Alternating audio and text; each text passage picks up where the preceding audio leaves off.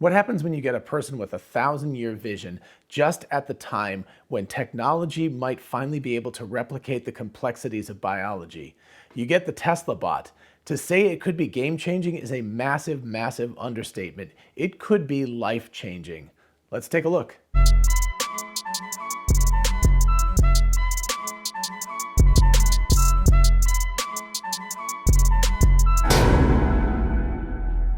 And for those of you interested in investing, check out WeBull, an amazing platform for buying and selling stocks, and now cryptocurrencies like Bitcoin, Dogecoin, and others. Open an account and get a free stock valued at up to $200, and fund your account and get another free stock valued at up to $1,600.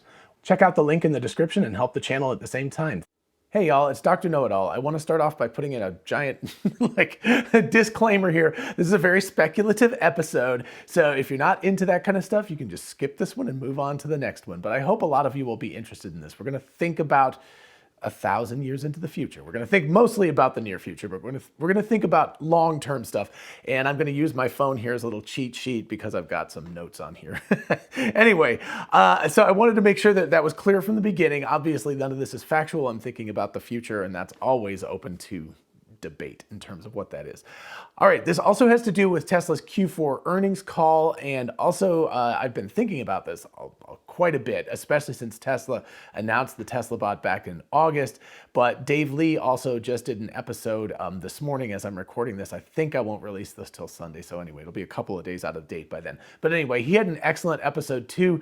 His was very, very focused on my point number 2 that I'm going to talk about, but I'm going to kind of expand on what he's talking about and get a little bit more general. All right, the first thing to say is that I believe that Tesla, Elon Musk in particular, and who knows about the employees at Tesla, but it feels like Tesla as an overall entity, yes, it needs to make money. It's a company. It has to stay in business. But at least for Elon Musk, money is really, really unimportant. It's important for people to make enough money to have a life and all of that kind of stuff. But I think that the TeslaBot in particular, money has very, very little to do with it as money in terms of just like, yeah, look at us, we're the richest company in the world or something like that. That's not what they're going for here. It's other things. So I want to start off by saying that because everybody who does financial analysis and things like that, I think, is thinking to themselves, oh, this is all about money. They're looking to become incredibly profitable. I don't think that's what they're going for. Now, will they become incredibly profitable by the way if this becomes reality? Yes, they definitely will.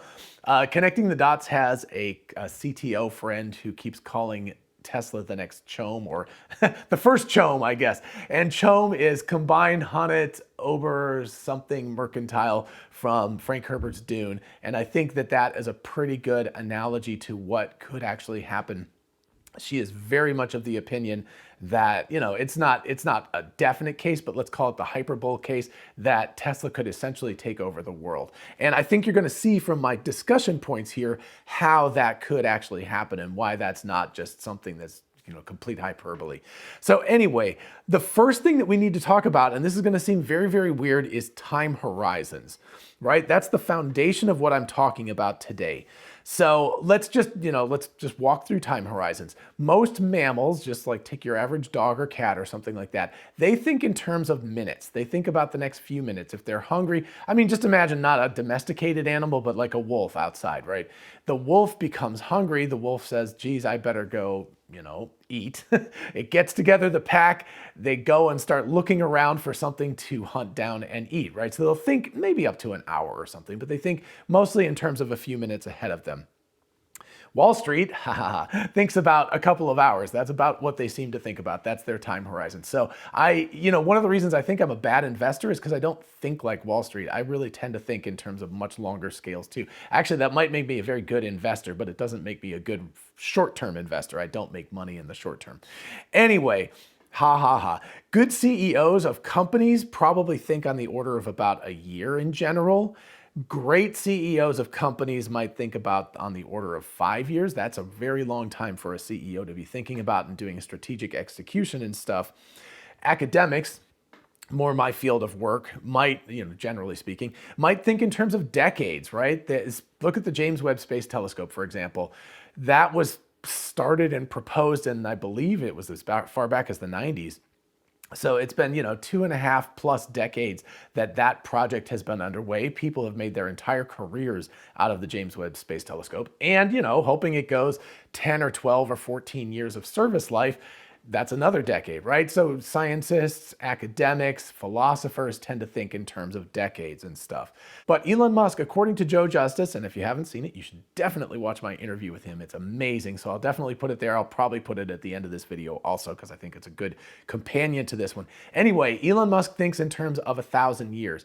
That's pretty amazing. Human being time frames, I think are kind of fundamentally limited to about 100 years at the maximum, because that's about as long as we live, right? We might, if we're lucky, we'll live to 100 years old. And our useful lifespan is substantially less than that. It takes us 15 years to become educated to any extent and become semi-adults, probably more like 20. And then by the time you're like 70 or so, you're becoming senescent. You're not as mentally agile or anything for most people, of course, statistically. So actually, in a lot of ways, it's more like 50 years that you have to really think about these things and make an effective change in the world. So most human beings' timelines are anything from days to a maximum of, let's call it 100 years to be generous. So Elon Musk thinking about 1,000 years is really unusual. And I think that's super cool. I think it's really fascinating that he does that. That was probably, I guess that was why I titled that video with Joe Justice, Elon Musk has a 1,000-year vision, because that was the most important thing that I discovered from that talk with him. And I think that's amazing.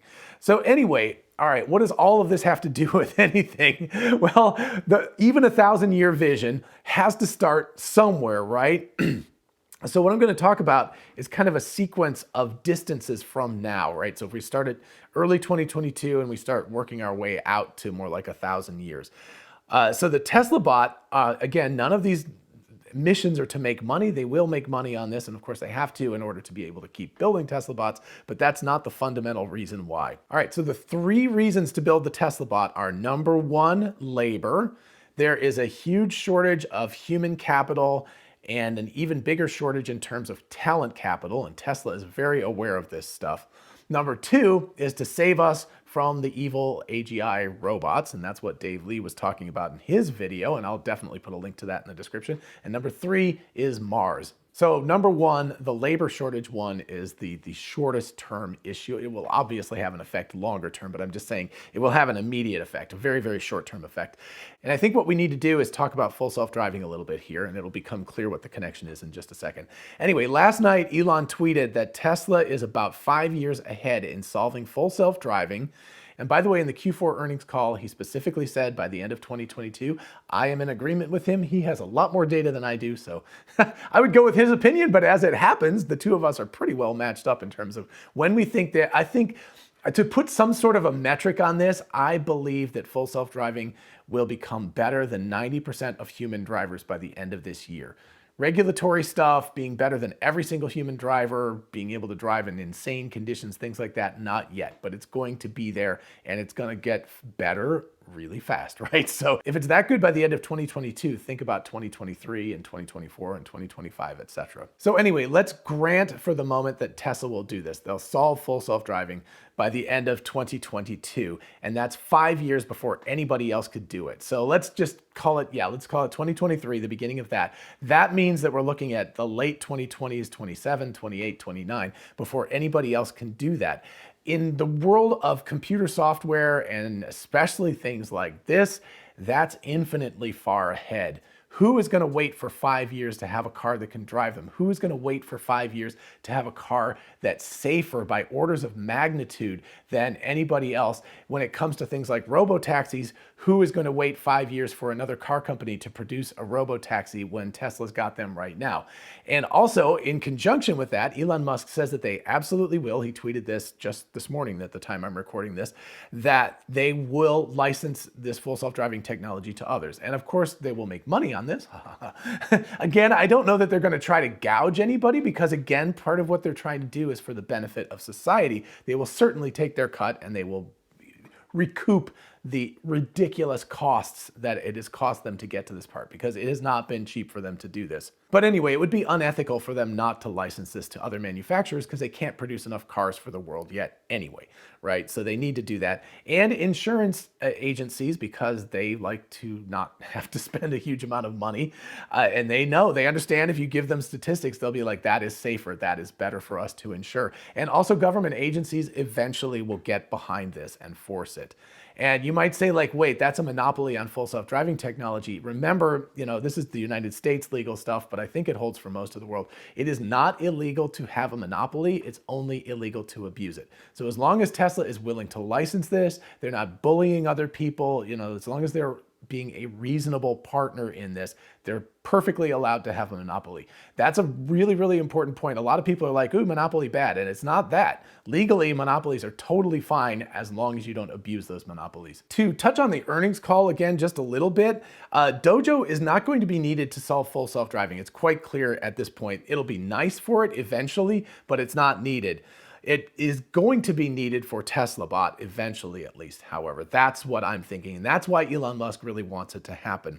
And the most worrisome thing I heard during the Q4 earnings call was honestly that Elon Musk said that he was not totally confident that Dojo was going to work. That's what I heard. Everybody else heard other things that they were worried about, like the fact that Cybertruck won't be produced in 2022, which is sad. I wish it was, because I'd love to get one myself. But I'm not worried about that. I am worried about him kind of hedging about Dojo. That's a very worrisome thing. So anyway, we'll have to keep an eye out about how that goes. But anyway, that was the thing that worried me the most. Nobody else seemed to pay any attention to it. But anyway, something like Dojo is really going to be needed to be able to push the TeslaBot forward. Not at the beginning, but let's just wait and look at later on, because it will be needed later on for something like TeslaBot. And one thing that really gives me some hope and some confidence is that Dojo is important, but so are other emerging and transformative technologies. One of them recently that Anastasia in Tech, and I'll put a link to that in the description as well, she did a video on this, and I'm going to eventually do a whole video on just this myself, but she talked about neuromorphic chips. They are an amazing new technology, and they're actually rolling out. They're producing them to be used in commercial places. So they're not just in a laboratory someplace.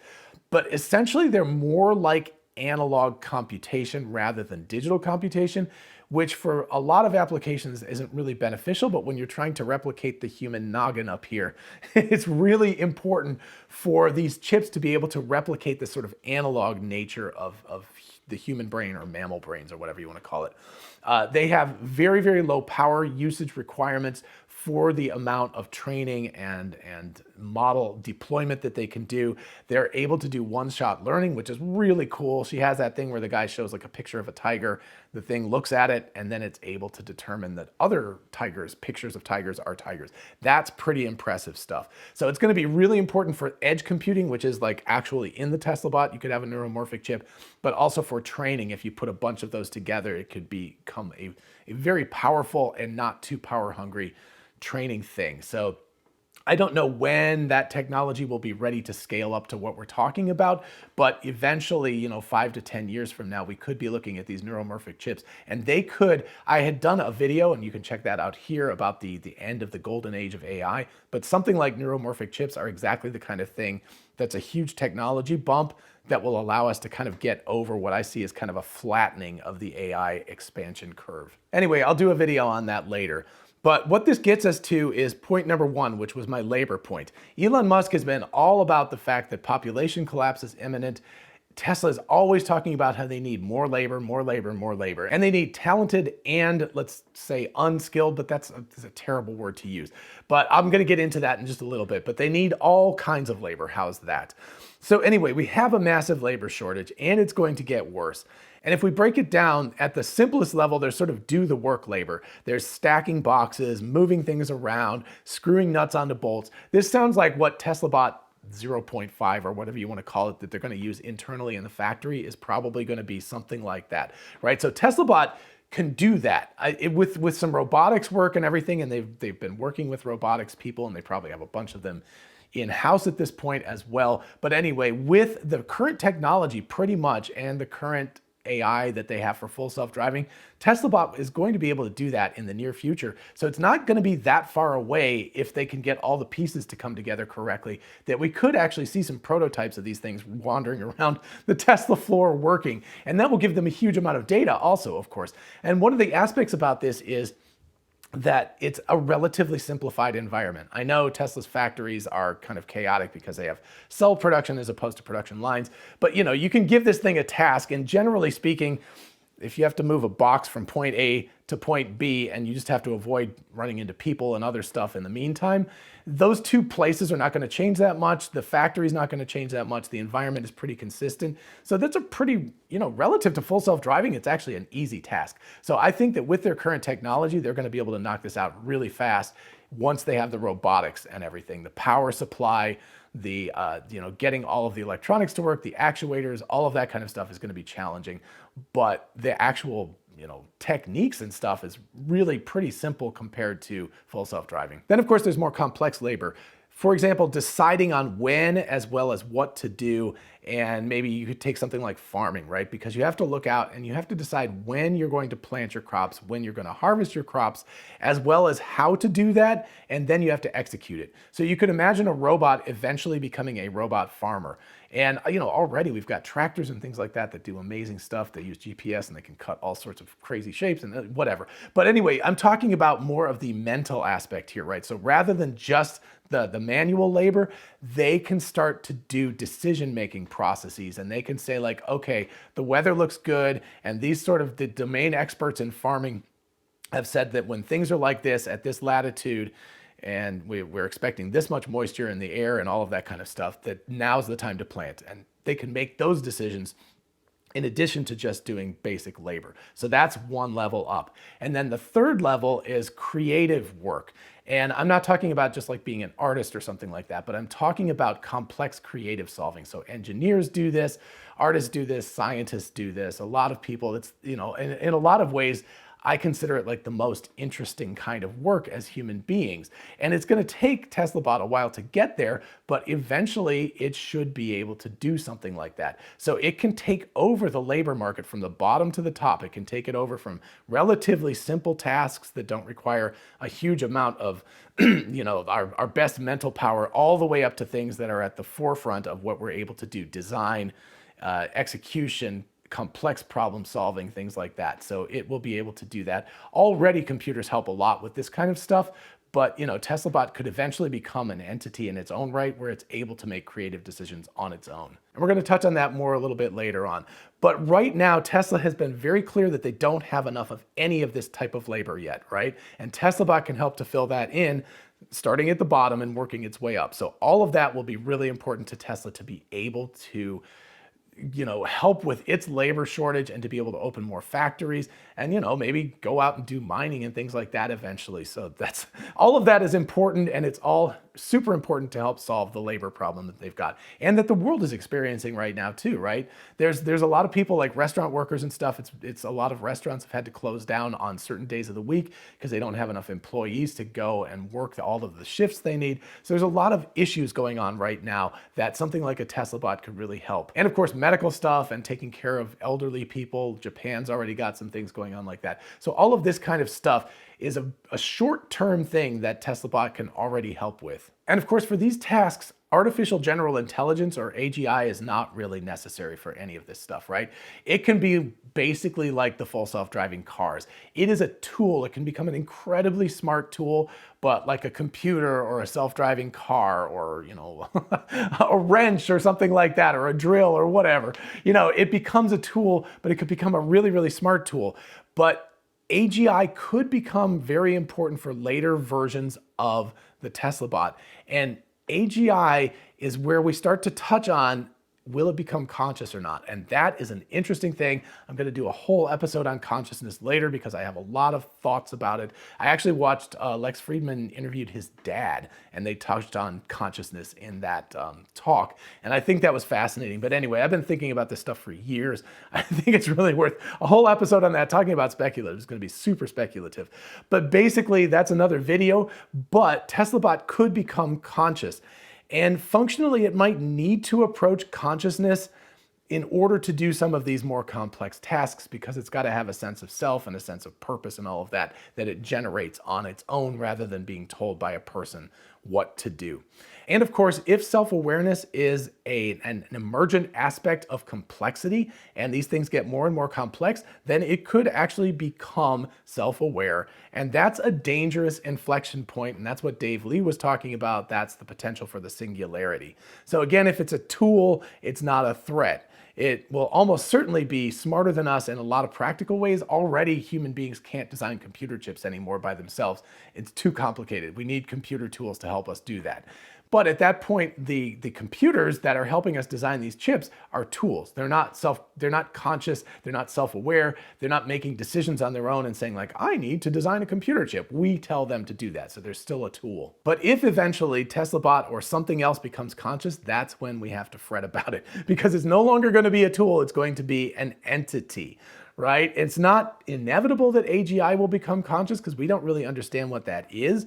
But in my opinion, it's likely it's going to become conscious. And that's a part at which we're going to have to worry about that. And that again is something where Elon Musk, I think it's really important that somebody with the good of society as their primary goal is the person that comes up with AGI first. Because if this thing becomes conscious, hopefully that person or that company, that entity has built in their ethical standards and will hopefully make this thing be to the good, not to the bad. We have to worry about evil AGI. It is a real thing. It's a problematic thing. I think more than evil AGI, we have to worry about AGI, about these robots or general intelligence entities not really caring about us, thinking about us like ants, right? If they become so much more intelligent than us really, really rapidly, effectively we become ants to them, and we don't really care about ants that much. There's not that many people that go like, oh gosh, I'm not going to step on that ant. You just walk down the street, if you step on an ant, you step on an ant, and that's too bad for that ant. So, so we have to worry about that. We have to really, really hope that we can build these creatures, these entities, and they will be creatures. If they're conscious in any sort of fundamental way, they will become creatures, not just mechanical entities. That's the crossover point. And we have to beware, and we have to make sure that we imbue them with a love of their parents, even when we become way stupider than they are if they gain this kind of intelligence and consciousness. So anyway, it's not inevitable, but it's likely, I believe, that eventually these kinds of entities will become conscious. And I'll do another video on that later on. And then point number 3 for me, and this is where we get into the 1,000-year vision of Elon Musk. That is Mars. It's going to take hundreds to thousands of years I don't even think we can terraform Mars. I think that's too big of a task. But to create a place that we can live, to be able to build tunnels, be able to build skyscrapers, whatever it is that we need to do, live inside volcanoes, whatever those things are, it's going to take hundreds to thousands of years. And Mars is extremely inhospitable to human beings. However, you can build a robot that can go to Mars and it can do all of the tasks that we need it to before we even get there. So I'm a firm believer in getting off the Earth, at least a portion of society, in order to have Earth 2.0, a backup. And it's not because we shouldn't take care of the Earth. That's the very first thing we should do. We grew up here where it's a hospitable place to us. We should take the best care of it we can. But if a killer asteroid comes someday or something bad happens, we want to be able to move on. And Mars is the first logical stepping stone for that. Actually, the moon might be, but Mars in the future. But the TeslaBot can work on the moon just as easily as on Mars. So the TeslaBot is a centerpiece of the moving to Mars story. They don't require life support to get there. They don't really require food. You can charge them up with either a nuclear or solar power source or something, and they can work essentially, 26 hours on Mars, right? So they can work 26/7, but they can work continuously unless they're charging up. So you can have an incredibly powerful and effective labor force on Mars, and you could, I hesitate to call it terraforming, you can human form Mars. So create habitations and create places for us to live and soil and the ability to farm and all of that stuff before humans are ever there permanently. And that, I believe, is, Elon Musk's, it's not 1,000 years yet, but starting, working towards 40 or 50 years from now. So by the later part of this century, having something in place on Mars where human beings can live there their whole lives without having to come back to Earth. And it's going to take at least that long. It'll take 1,000 years to get Mars up to a place where it's really a thriving civilization. And hopefully by then we'll have moved on to the next thing. It'll be just like the Expanse at that point, right? We just need an Epstein drive to get there faster. But anyway, we have to think in terms of these increments, and somebody's got to think about it. And thank goodness he's a very, very wealthy guy with that kind of vision, because I can think about it all I want, but there's not much I can do about it. I don't have the wherewithal to make it happen. Clearly Elon Musk does. And the other piece of this finally is that when you start thinking about 1,000-year time horizons, the TeslaBot, or whatever the hive mind control entity that TeslaBot becomes, can think about 1,000-year time horizons, because it doesn't have to die. It's something that can continuously evolve forever and maintain a more or less continuous consciousness. I was actually asked on Patreon whether the TeslaBot would have individual TeslaBots or whether it would be a hive mind. I think that's a really interesting question. I don't know the answer. I think it'll probably be some sort of combination of both. It'll be like having super Google all the time, right? They can immediately communicate with the hive mind and say, like, what's the answer? I don't understand this. There's a leak right here. How do I solve this leak? You don't have to go wander off to YouTube or Google or something like that, find the answer, try to figure it out on your own. It already knows. It doesn't just have, this is how you do it in a video. It actually has, this is the exact mechanical means of doing that, right? It can be fed the exact motion control to make that happen. So I think that will be hive mindish, but I think that it could, eventually these Tesla bots, because of different experiences, if they become conscious, could become individual consciousnesses, but connected. So it'll be a really interesting thing. I hope I live long enough to find out what that's all like. All right, so that's stuff from 5 years from now up to 1,000 years from now. What do we look for in the near future? Well, I say if Tesla can solve full self-driving and make it better than 90% of drivers on the road by the end of this year, that is a huge ask, but I think they can do that, then TeslaBot becoming smarter and smarter and becoming a reality is rather likely. Remember that the growth of something like TeslaBot is exponential and that they're connected together. Once one learns something, all of them can learn it. So it's only a matter of degree, not fundamentals, to get from full self-driving all the way up to AGI, basically Tesla bots. And that's pretty amazing, and that's exactly what people should have taken away from Tesla's Q4 earnings call, but what they took away was that they're not going to produce a Cybertruck next year. Go figure. All right, I hope you enjoyed this episode and found it fun and thought-provoking and a little thinking about 1,000 years from now. If you did, please do like the video so other people can find it, because YouTube's AI works that way. And also consider subscribing for more of this kind of content, also because YouTube's algorithm works that way. It loves subscribers. As always, a huge shout out to my patrons on Patreon. Thank you all so much. You are wonderful. I can't say enough how important your support is, and I love the conversations that we have. Thank you so much. And if you're interested in some awesome merch, check out the link in the description. We've got the TeslaBot t-shirt, which is super popular these days. Don't mess with Tesla. Lots of other t-shirts, tumblers, mugs, etc. So check out the link in the description and help the channel out. And for those of you interested in investing, check out WeBull, an amazing platform for buying and selling stocks, and now cryptocurrencies like Bitcoin, Dogecoin, and others. Open an account and get a free stock valued at up to $200, and fund your account and get another free stock valued at up to $1,600.